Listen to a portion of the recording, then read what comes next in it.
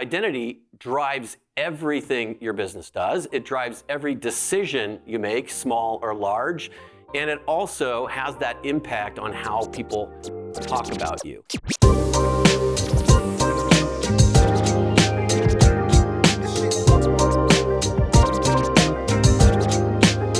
right, well, thank you so much for coming back. This one, I have to say, not that I want to play favorites, but this is kind of my favorite topic, and that's reputation in a digital age. And we say digital age because being digital and how digital the world is, it's really changed the game for all of us. The world has changed. We have changed. When I say the world, I pretend like the consumers and buyers aren't us, but we've changed as well. And it's because all the brands that we interact with have really spoiled us and trained us to expect very different things. And we call it the prosumer. So basically, we want everything, we want access to everything all the time, online, at our disposal. You better answer my call, or, blah, blah, blah, blah, blah. And this is one of my favorite depictions, and it's a few years old, actually, so you may have seen it, but I really like the way it breaks it down, and it's called Zero Moment of Truth, and Google put this out. And it used to be in the good old days of Mad Men and all that good stuff. You would, as a company, you'd have stimulus, which is marketing, right? So you'd put something out there in the paper or ads or whatever you would do, marketing. People would come in and they would look at your stuff and they would either buy or they didn't. What's happened to us now is this zero moment of truth where, again, we do marketing. Now it's gotten super complicated because we have so many different channels and different ways that we market. We still do market. We then have someone come in, we interact with him, and they either buy or they don't, and they have an experience, happy or sad or in between. The big difference is now that happy, sad customer, whatever experience they had, they tell the world, right? And it used to be they would tell their neighbors, they tell a few family friends, it was kind of innocuous. Now they tell the world, right? And what happens then is this loop, that experience then gets shared back with those potential future customers. So we no longer control what they think of us and our brand. So consumers really now have the power. 93% of users have made buying decisions based on online reviews. And then on-page customer reviews lead to more sales. So if you've got reviews and that kind of customer testimonial on your site, 3.5 times. So it's really become significant to our business, and it's something that we can no longer ignore. Now, this is a little bit of an eye chart, but I'll break it down for you. And we did this a few years ago. And what we did is we picked 10 builders out of the top 20, so you don't know which 10 that we picked. And this is basically the first 10 search results that you would see. So it's builder, builder, builder across here. And then you can see, like with builder 1, you can see the first 10 search results. And we categorized it to say it was green, so it was positive. It was red if it was negative. And gray was kind of like it was irrelevant, right? It popped up there in reviews, but it wasn't really relevant. You can see the amount of red on this chart. And these are really good builders. These are great builders. They do great products. They really are good. They actually have really happy customers. But because of the way the world works, in that most of the people who leave reviews are the ones who are really pissed off, right? Unless we do something, which we're going to talk about today. The other thing I want to talk about is when you talk about reviews, oftentimes I find builders who, well, if I don't have a 5-star, I shouldn't publish my reviews. Like that's just not a good thing. Actually, not accurate at all. What they say is, actually, if you have a total 5-star review, sometimes consumers look at it and go, did they game that somehow? Like, is that really real? Like, is it really a 5? So there's kind of a sweet spot. You certainly don't want to be down there in kind of the red zone. But if you're in kind of that green zone, you're in a safe place. And the reason is, what they're really, really looking for isn't necessarily the score. They want to look at what past customers said about you. Even more importantly, they want to see, what did you say? How did you respond when they had an issue?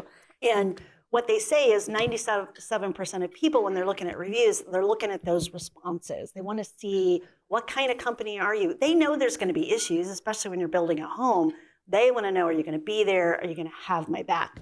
So that's kind of my little preamble, other than I just want to let you know, this is today's environment. Gen Zs are coming onto the market. I think they're about 3% of home buyers at this point. They're going to be even more maniacal about this. Like they will listen to reviews before they listen to a friend or a parent or anyone. They really live and die by reviews. So super important. And all that said, I just want to make sure you're paying attention. You know, this is really, really important. So we're going to kick it off with our panel, and I'm going to let each of our panelists just quickly introduce themselves so you have a little bit of background. For sure. I will start off. I'm Tim Bailey, so I am Director of Operations for the Avid business unit at ECI Software Solutions. But I was with Avid Ratings for 16 years, about 16 years. I've been in the home building industry, though, since I was 15. Good afternoon, I'm Brian Wildermuth, and I'm here with Shin Builder Partnerships and the Shin Group. And we help builders optimize their home building business, and we do that through efficiencies and quality and profitability. I've been in the industry 40 plus years with a background in software and marketing. My name is John Manrique, Senior Vice President of Marketing with Kolter Homes. I guess I'm the young buck on the stage. I've only been in the business for 30 years. But, you know, as a marketer and basically the steward of our brand, this is perhaps the most important point you need to focus on, because your brand is your reputation. Perfect. All right. Well, we're going to start off with Tim, so I'm going to pass that down. Slide it down like Woody and Cheers. Yes. All right, so I mentioned that we are now part of ECI, so just a quick note on that. There is a massive ecosystem of tools within the suite here that I wasn't even fully aware of until we joined the company. And but you know, to make builders more profitable, more efficient, but also to make the buyers knitted through the journey better. And I think that's so important when it comes to customer experience. You can't fake a reputation, so you have to have it dialed in when it comes to your product quality, your processes, and your people. But I want to lean into, again, this idea of reputation, building it, managing it. I think this is crazy, some crazy stats here, but 51% of Americans feel anxious when it comes to the home buying process. But it's a big deal, right? And when you look at it, like I thought some of the fears they have, 89% are more afraid of home buying process than their fear of commitment. 82% they're more afraid of buying a home than their fear of filing their tax returns. 78% when compared to having a tooth pulled. Nice. That's some scary stuff. And fear of heights. Who's afraid of heights in the audience? It's 75% of folks are more afraid of buying a house than their fear of heights. But when you think of it, again, when you're buying a house, you're making a pretty deep decision about your life. It's about what's the market going to do? What are mortgage rates going to do? What's my job security right now? But then even, is this the right home, the right builder, the right community, the right school for my kids? So you can see it's all of a sudden a pretty daunting thing. And I always think of it as like, we have to build a good product. We have to build a good home. That's table stakes to play now. But what we really need to be doing is building trust. And speed of trust, as we mentioned, somebody was saying about Stephen Covey Jr. and there's a speed of trust book. But what we're really trying to do with builders for our reputation's sake or with buyers, is to build trust. And that's going to be built so early, so far upstream as well with these folks. So crafting trust is so important in the buyer experience these days. And if you lose a buyer's trust, you lose the buyer. And I don't know, is anyone familiar with Edelman's Trust Barometer and the Edelman Group? They do some pretty cool research. So they're putting out studies all the time about consumer trust and in all sorts of broad sector industries. But what I thought was interesting is they're saying that distrust is now our consumer default. That's our switch. We come into a situation with distrust as our mode of operandi. And so now we have to try and win these buyers over early on to get them to actually start to trust us. At the same time, 81% of these folks say, I'm not buying if I don't trust. Trust is a driver of the purchase. And it's more important. 71% say it's more important now than it ever was before. So again, this trust is a slippery slope. A little quick side story, I didn't realize how important it was, and I've been in home building again forever, and built hundreds of homes for consumers in my previous role at VP of Operations for a builder, but we were building a backyard house. We were downsizing, we're moving to our rental property, we want to build a backyard house, and usually I build my own houses, and this is like, no, I'm going to sub this out, I'm going to get a contractor in to do it, and trust broke down so early, and once, it was just like real time. I could see they couldn't recover. I almost felt bad for the project management company because like, no, you dropped the ball so early so many times that my doubt meter is running super high right now. So it's a slippery slope. When trust erodes, you get into the doubt and eventually you get into despair, and then you, I think, have lost the customer. And this is where it comes from. This ancient primordial brain of ours, based on research on the human brain, when I scan and see one of you folks, I walk up to you at the show or wherever it might be, instantly, old brain, the amygdala, size of an almond in the deepest part of my head, says, are you trustworthy and are you useful to me? It goes way back to our fight or flight mechanism, hunter be hunted. It was survival instincts, right? But these are the same primordial brain bits that are evaluating brands. When they're on there and again, they're evaluating it online, so they don't even have the chance to scan and interact with, physical features and body language and all of that. It's very two-dimensional how they're interacting with the brand, but that's what they're analyzing about the brand online is all of these same things, like what's your reviews look like, what's your website look like, what, on and on it goes. Where can I find you online? And when it comes to today's digital home buyers, again, I'm banging the drum on this, is upstream and it's inspiration discovery is all happening digitally.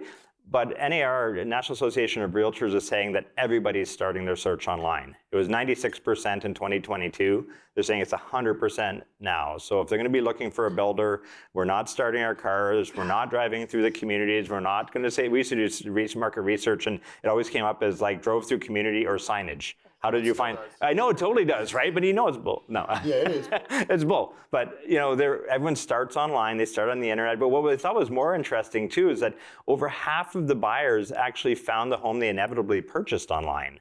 So they're finding their sweet spot, and then they go out there and they actually will execute eventually and buy that. Whether we're not maybe at the point where they're buying it online. Add to cart, click, and check out. But we're getting close to that as well. Now, we conduct a study, and it usually mirrors the NAHB. NAHB does a study what consumers really want, and we conduct a study in Canada, that's by my accent, for CHBA, the NAHB equivalent. So this is where this data came from, but it's almost always a surrogate back and forth with NAHB's data. And our online customer review is important to consumers when they're shopping. Our most recent data on this shows that 80% of these folks find them important, but not just in their at first analysis, in their final decision-making process.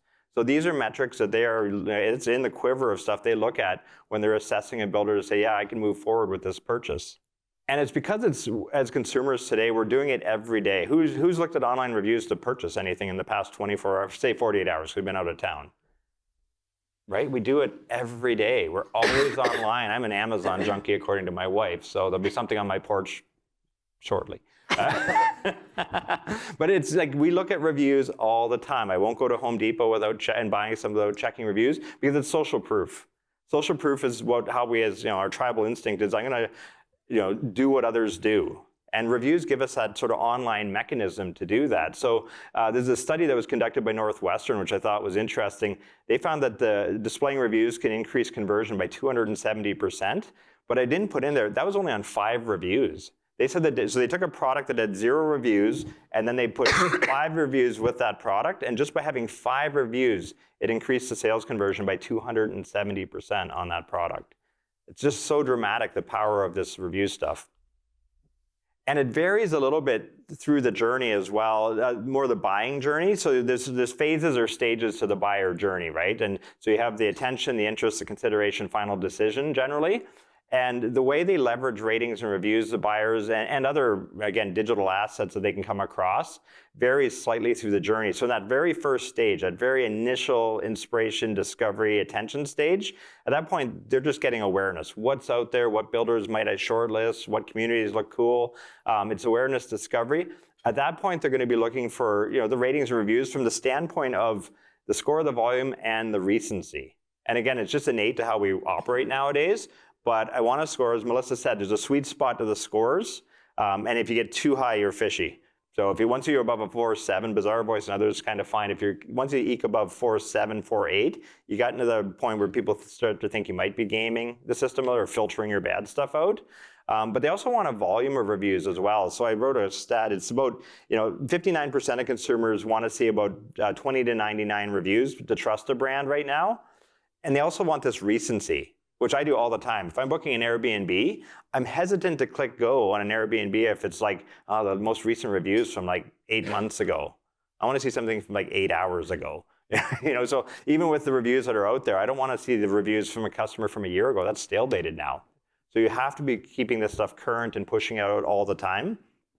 When you move to the next stage, the interest stage, again, they're getting into more research, more shortlisting. This is where they start to lean into, they're trying to assess the builder's quality, the builder's reliability, the builder's CX and customer experience in general. So again, the beauty of this is if we win on this process, they're engaging more as they go through that little buying, the phases.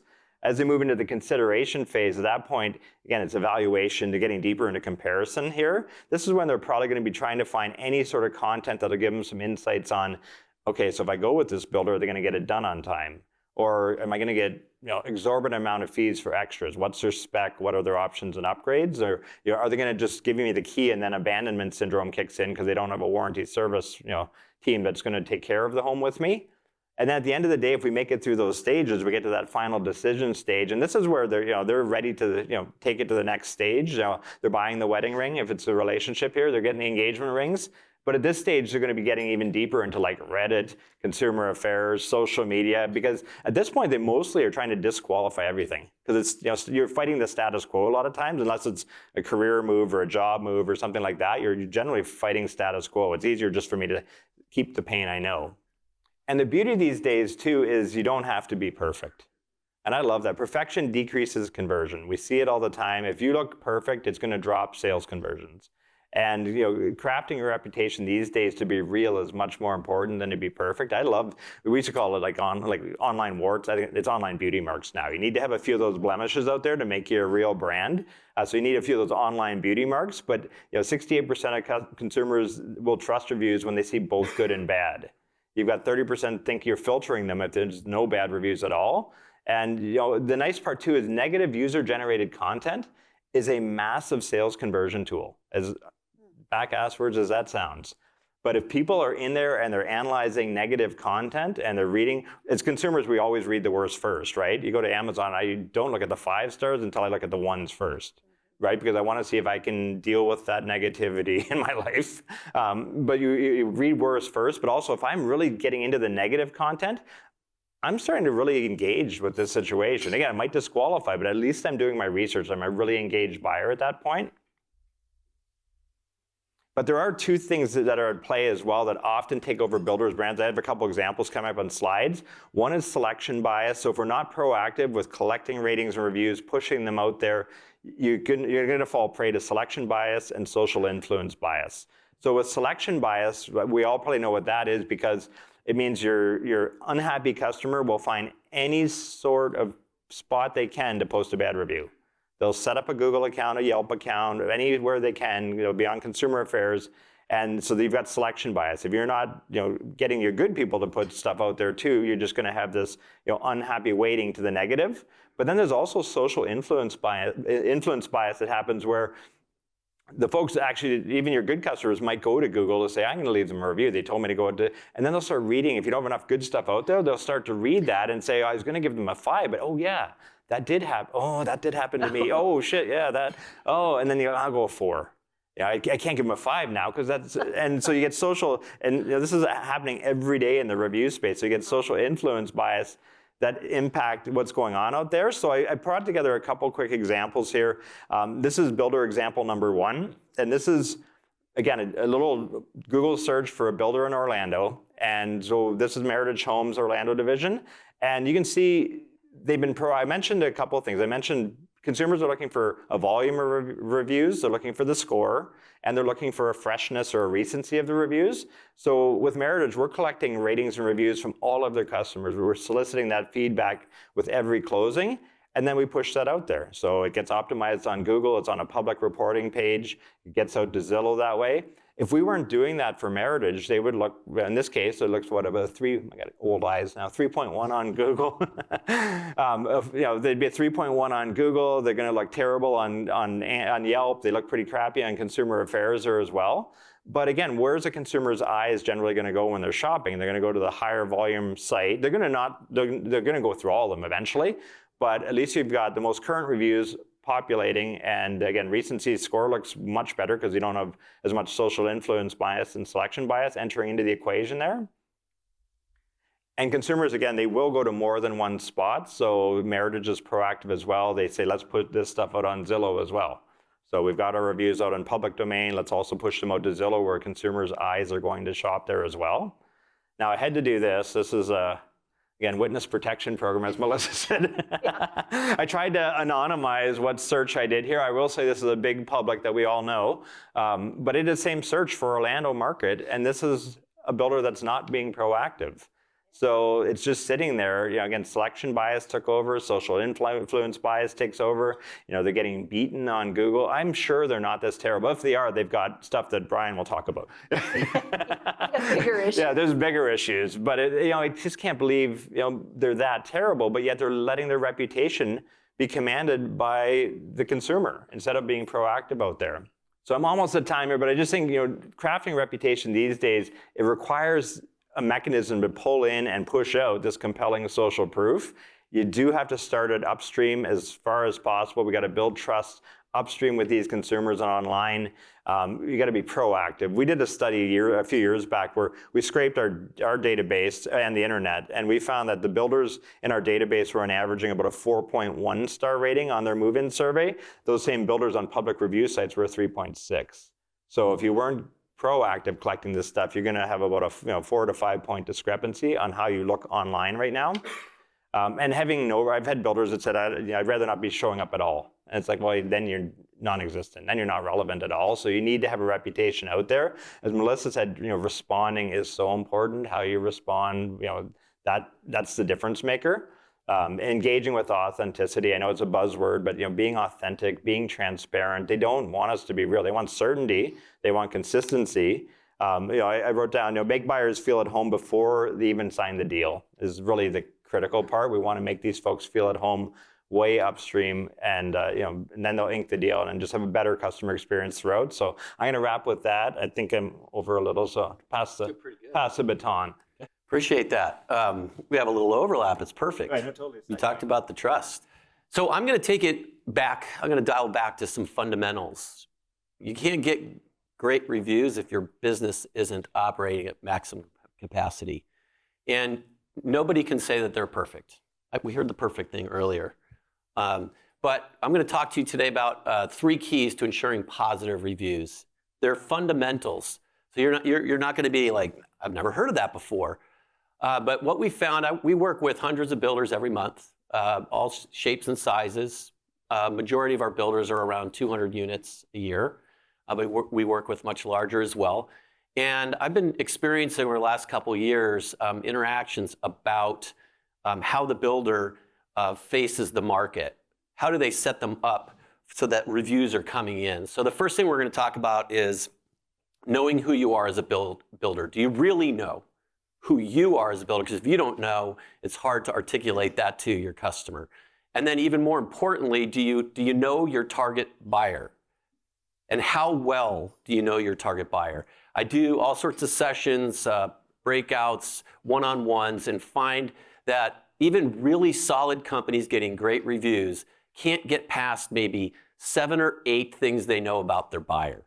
And so we're going to talk about that. And then we're going to talk about optimizing and aligning your business so that you can set yourself up for success. So first and foremost, normally in a setting, I'd be standing up. We were talking about this, and I'd be asking the audience to participate. Do you know who you are as a builder? So raise your hand if you do know exactly who you are as a builder. Raise your hand. Anybody? John knows. That's because you did that cool exercise a couple of years ago. I saw one hand. The key to this is that your brand identity drives everything. And it's not a one and done type thing. It's an evolving thing. So oftentimes I'll ask a builder, tell me what your vision or mission is. And I get a lot of numeric things. Well, we build 150 homes and next year we're going to build 200 and we're aiming to get to 500. Now imagine if a customer said, tell me about you guys, and you said that to them. Do you think they would care? So your vision, your mission have to be something that you continually put in front of your team before you can put it in front of your customer. That builds your culture. And then all the other ingredients you see in their brand identity are what make up eventually what people say about you. So your identity drives everything your business does. It drives every decision you make, small or large, and it also has that impact on how people talk about you. So a couple quick stories of builders we work with. So we work with a builder that has for 15 years, they build about 400 homes a year. For 15 years in a row, they've been voted best builder in their marketplace, up against all of Publix and everybody else. I don't know how you get to 15. It's incredible. But they're facing some tough challenges right now, like a lot of people are. Land's an issue. Permitting is expensive. And they're trying to make a decision. Do we have to go, they build right around the $800,000 mark. Do we go and get a smaller footprint of land? Are we moving to tiny houses? And recently they started testing tiny houses, and I'm talking tiny, 500 to 600 square feet at $350,000. It's not going so great. Match it up against your identity. On the brand side as well, looking at the loyalty factor in the brand itself, we have another builder, top custom home builder in the luxury space. And they're going through a brand transition. They hired somebody in at 6 figures to come in and completely evolve their brand. Also, so the next is, do you really know your customer? How well do you know them? Get to persona level with your customers to know all the detail. You should have 20 attributes attached, both demographic and psychographic, so that when you build your messaging, when you build your marketing and your imagery, it matches and aligns right up with that. And the piece that comes on top of that is, if you know your buyer, put them in your story as the hero. I go to if I'm probably going to Google all your websites after this when I see the attendance list. It's just it's a fun little bad habit kind of a stalker. Yeah, I am a little bit of a stalker. Yeah. But I like to see, I'm looking for good examples, and I'm having a hard time finding good examples. Like testimonials are great, but here's what creates the connection that will lead to a good review. It's emotion. Human connections are deeply nurtured in the field of shared story. Real quick, 2 books. I'm in love with this book. I read it forever ago when it came out. There's now a 2.0 that came out adding AI to it. But essentially, the story brand teaches you how to build your story brand and put the customer as hero. And if you haven't done that process, it's exceptional. This book floats around a lot in sessions, but I can't tell you if you haven't read it. I was talking about Gen Z. One of our Gen Z builders was like, oh, there's a website you can go to and just get the summary. I'm like, no, go read this thing, okay? At least listen to it on Audible.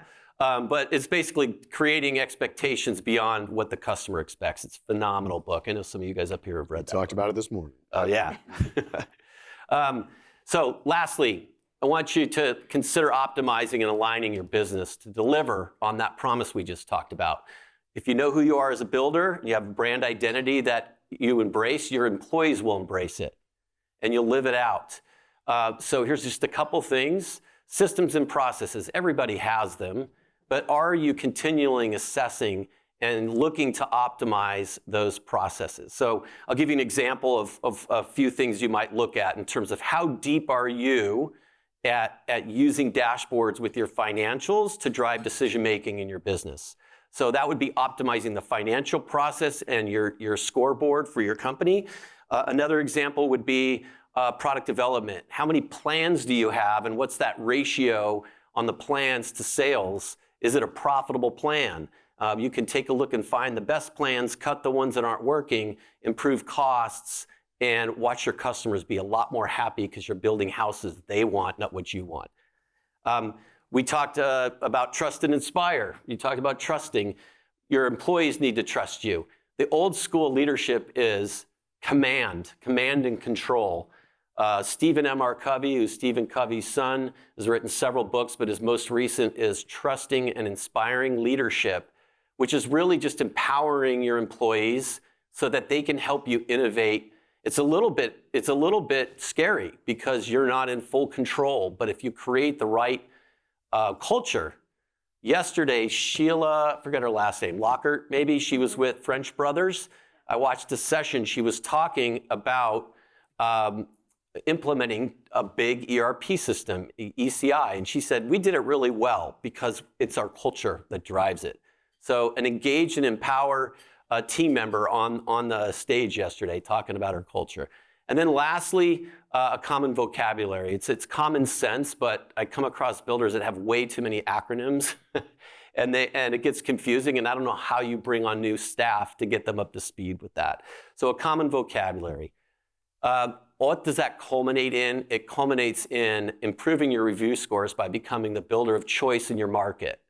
So your employees want to work for you, the trades don't want to leave you, and the customers get elevated to giving you 5-star reviews.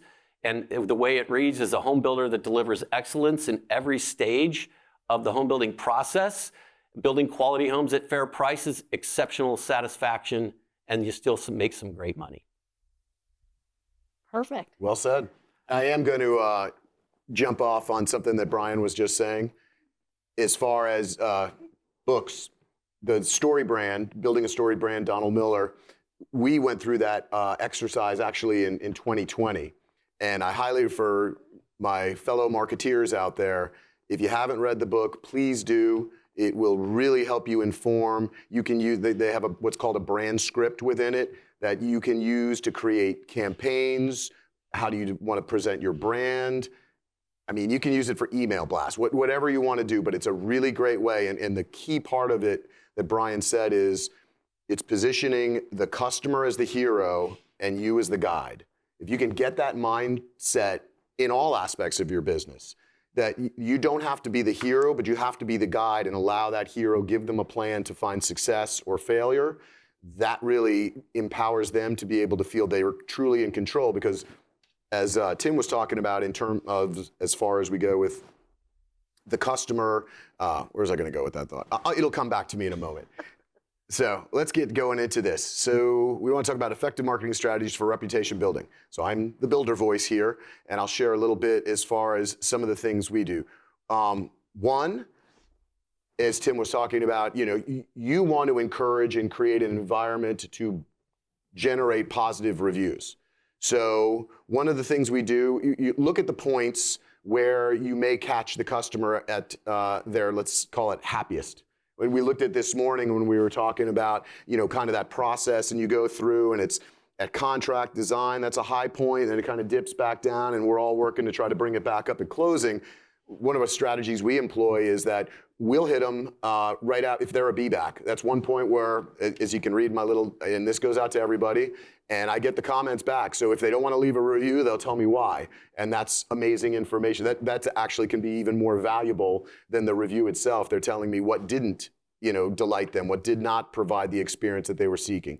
So go and seek them. It helps you build up and find those points. Design may be a good point for that. Wherever in your process, kind of they have that elevated moment, and obviously empower your team to go find those. And that's not just, hey, salesperson, you got to go get go get reviews for me.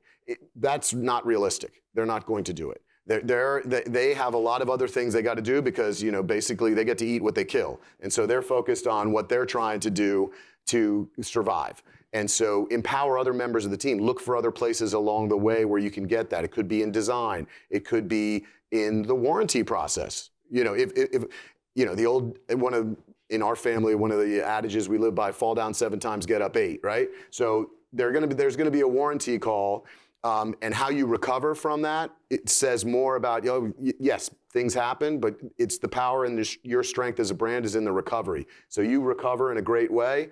That's a great opportunity also to try to seek that positive review. So social media engagement, obviously, we know about that. Email campaigns, here's an example of that. And then search engine optimization, talk to your web developer and teams, but there's a lot of things you can do right now with schema where you can actually have reviews built in. So for those of you, and I'm not the best to try to explain schema to you, but as a simple marketeer brain understands it, it's basically, let's think of it as the framework of the home. And so it's what the search engines will read when they come and scan your site. And so it's written for them and tells them who you are, what you are. But in that, you can build into the schema and have reviews in there. So when it comes through and it scans your site, oh, they're a home builder, they're located here, and oh, here's a bunch of reviews up there from customers. So you can build that in there. So you don't have to try to, keyword and totally bloat your site so it's a bad customer experience, because Google will take off for that. Your website has to be written for humans. And they will not, if they see you're trying to keyword stuff or put a bunch of other garbage up there that's not relative to what you want to be ranked for, you'll take demerits on that.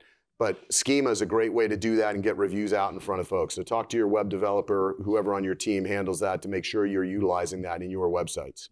There's been a lot of time spent on this throughout, and there's great technology all over the place at this show that can help you with it. But obviously, engaging, home showcases, how do you attract potential buyers, demonstrate your quality, that's photos, that's videos. I'm not gonna spend too much in virtual tours. That helps build your rep. That gives them the opportunity to experience before they come in.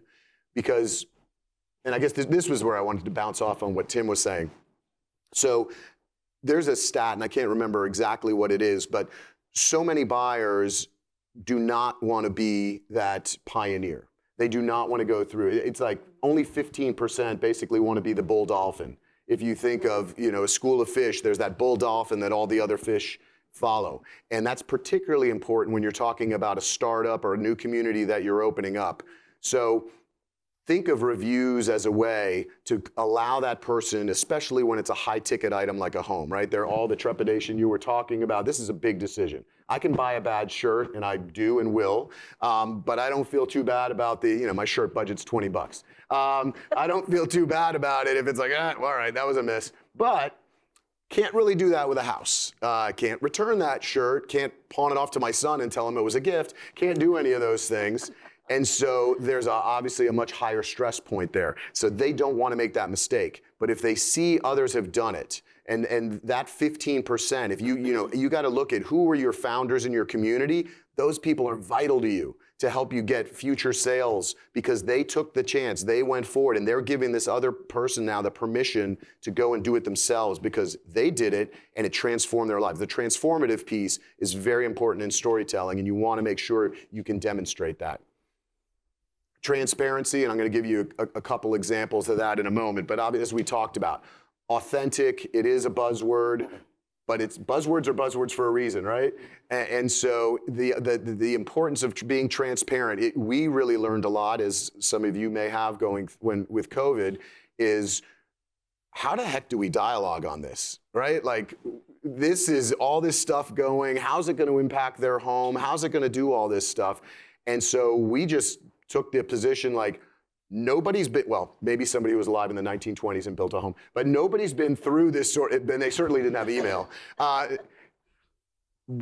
do we, so we're going to just tell them what's happening because there is no other way to handle this except with what's happening because we're all kind of in this area of the unknown together. But at least if we're transparent, hey, we've got delays coming on supply chain. Hey, this is what's happening, and try to set that expectation. Bad news isn't necessarily well received, but it's appreciated if you're honest. No news is where your reputation suffers because you would seem like you're hiding, you're not telling the truth, you lose all that. So you're much better off to be honest and say, hey, this is what's happening, these are the options. Again, take the position of the guy, don't make the decision for the client, let them be the hero in the decision process, but far, far better to, mum's the word is not a good position to take. And again, that comes down to addressing client needs. So a couple examples here. We all love the good ones. Hey, great floor plan design. Thank you. Be responsive. You always want to respond back. And then you have the negative review. And so to Melissa's point, sorry to hear that. Here's our phone number doesn't necessarily satisfy that customer. So, and as you also said, which is such an important point, your response is really more for the future customer who wants to see how did you step up? Okay, you fell down. How did you, get up on that eighth time? How are they, so if I have something, what can I expect out of these people? And so, we're going to go, I will say that You get that client who you go and say, I bought a house, da, da, da, and you look them up and like, I can't even find this person. Yeah. Because have you ever had a review like that on your website? This person saying you're the most evil sons of bitches on the planet, and you're just like, who is this person? Be honest, like, hey, we don't find any record of you existing, but it sounds like you've got a concern. Please DM us with your contact information because we can't find it. So you're responding, you're not hiding from it. You're telling other people like, this person's probably kind of a little crazy, but you are at least being responsive. So I'm not saying it's a tactic for everyone to utilize. I'm just saying you also have to, you can't just accept every review if it's not even valid. Don't try to tell the truth on something's a lie. I guess if that's what I'm trying to say. But an example here, you have to respond. I'm actually a little disappointed it took us 72 hours to respond to this one, which goes to another point. This needs to be a part of somebody's job. This needs to be a part of what you're doing every day. And I'll tell you, we're not 100% great at this. Sometimes it's like, it's certainly back a number of years ago, it's like, oh, we got a bunch of reviews, even the good ones. Like you want to be on it within 24 hours at best if you can. So we actually carve it out. We have team members and we kind of rotate it through. And I suggest this to you all because sometimes like, what do I say to this person? We've created an entire, dictionary, if that's the right word, or basically, this is how you respond. Here are all the responses that we've created for different situations. What are the common ththings we have? And so your team can refer to it. So you can have a number of members that are able to and empowered to say, oh, okay, this is this. You go, use this. And obviously, we put cues on how do you personalize, how do you do this, et cetera. But that's very helpful for your team. So you don't delay like, oh, I wanted to wait until so-and-so was back to hear what they thought I should say. And then that doesn't happen because I sent them an email. But you know what? They had 200 emails before that email and they didn't get to it. Empower your team to do it, but make it a practice that you are looking at your reviews. If it's not every day, at least 2 to 3 times a week. So one, it's great data. This is the kind of data that's telling you what are people saying about us. As Melissa said, that's your reputation that's out there.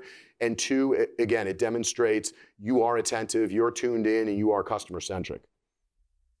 I didn't put the video in here, but testimonials. Like, do it. Especially to my earlier point on new communities. Show the early adopters and what's been transformative. What about this has been great for them? We'll talk to our sales teams and our lifestyle directors. We do a lot of active adults under our Crestwind brand. And we'll ask, like, who's really big into working out every day? Who loves pickleball? Who's always at every concert and at the parties? Who had a great experience in design? And then, hey, can we sit down with you and record? Most people love to do it. And the beauty of that is it's not us, the developer, beating our chest and saying, oh, look what we did, our customers love us. It's our customers saying what they enjoyed about this experience. And it's okay if they say a couple things like, in the design, I was having an issue here, because that goes to that authenticity. Don't edit that out. Of course, if they start dropping F-bombs, it probably wasn't a good choice of testimonial to start with, but allow, there are rough edges to what we do.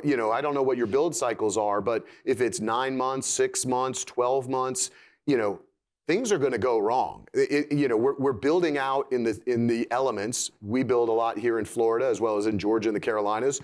We get storms. We get all the different stuff. Things can get thrown off. A vendor goes haywire. These things happen. So people, again, are appreciative of the fact that you're honest and you're on it and you're going to address it. So, but I highly, highly recommend use testimonials as much as you can. Solicit that feedback. Actively do so. So a couple quick examples of what we do. I'm sure Avid has similar things. We work with Alliant, and you'll probably, if you're looking at the story brand script, you'll see where we have in here, in terms of asserting your authority, how you want to do that in terms of your empathy, all those good things. So that when you go to my website, hopefully you give us a couple stars.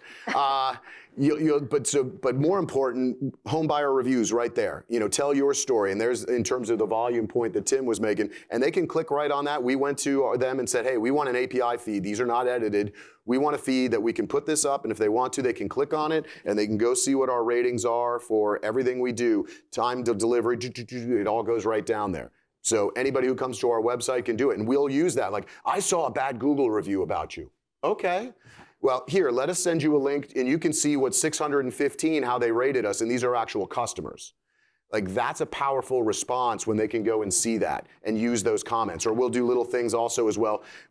In part of our surveying, we'll ask somebody after they purchase a home, what do you love most about the home? And we'll put it up there. Hey, here's what our customers find that are favorite about this particular plan. So they can go see if they're looking for, if family room kitchen layout is a priority for them. Well, it's been a priority for a bunch of people that have bought before them. So as I said in our earlier session this morning, use your surveys creatively. That's the marketing approach on how we're looking at it, but use that data. There's great stuff there. You've paid, in some cases, millions of dollars for that data, right? All the development that went into the community, all the development that went into your plans, all the things you did to spend to make this thing a reality, those surveys are a reflection on your work and what you've done. And so use that to further what you've established and you've invested in. It's criminal not to just let them sit and somebody reads it and maybe it's a bullet point in a report somewhere, but to not use it in your active engagement, it really is criminal. Take advantage of what you got, the knowledge you have. And then another part of reputation are create angels and advocates out there for you.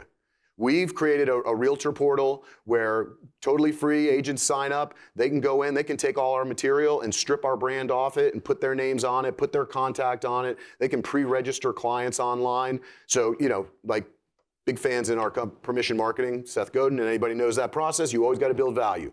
We're giving a value, you give a value, right? The whole process works. So we provide a whole bunch of values to agents. And in turn, we hope they're seeing the value we provide to them and ultimately, obviously, most importantly, to their customers. But that is a huge reputation tool out there because depending on who your buyer segment is, in our case, we have a pretty good amount of realtor participation just because we're working with active adults or second vacation home buyers. They're going to go, if they're coming from out of market, they're going to go ask a realtor. They're looking for a local expert to tell them about what's what. And if that expert doesn't have a positive review, you didn't even get a chance for that person to look at you. They're going to the realtor first. So that's going to be a big part of your reputation strategy is to figure out how do we positively connect with real estate professionals. And that doesn't mean a wine and cheese party every quarter because typically you attract the agents that can't afford wine and cheese. You're much better to give them tools that are going to help them sell more, help them connect better with their customers, and create business. So big part, I highly, don't forget about realtors when you're thinking about reputation, because they're the mouthpieces out in the marketplace for you. And that's that from me. Great, thank you. Drop the mic. So that was good. I mean, some really good takeaways in there, some good buzzwords that we can add to our repertoire. So appreciate all of you. Thank you. And after your sessions, happy and safe travels home. Thank you. Thank you all. Thanks. Thanks, you guys.